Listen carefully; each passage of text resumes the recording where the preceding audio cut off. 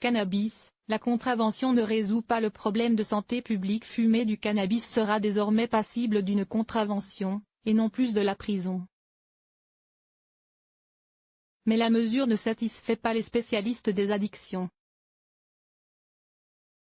La Fédération Addiction, la Fédération française d'addictologie ou encore l'organisation ECHO, Expertise citoyenne horizontale, ont fait part de leur frustration. Ces associations de professionnels et de citoyens estiment que la mesure consistant à réprimer l'usage de cannabis par une simple contravention tombe, en quelque sorte, à côté de la plaque.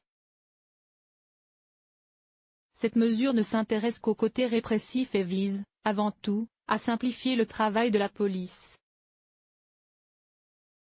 Mais le volet sanitaire, c'est-à-dire l'aide que l'on peut apporter aux usagers les plus vulnérables, a été complètement oublié.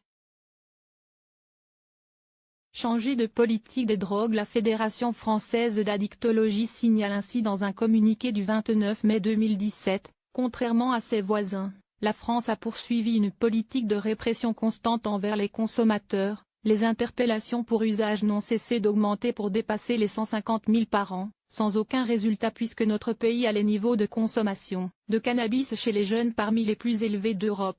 De son côté, la Fédération Addiction réclame davantage de soutien aux familles, le renforcement de l'intervention précoce auprès des jeunes, l'accès au cannabis thérapeutique et la mise en place d'une vraie politique de réduction des risques dans le cadre d'une régulation globale de l'usage de cannabis.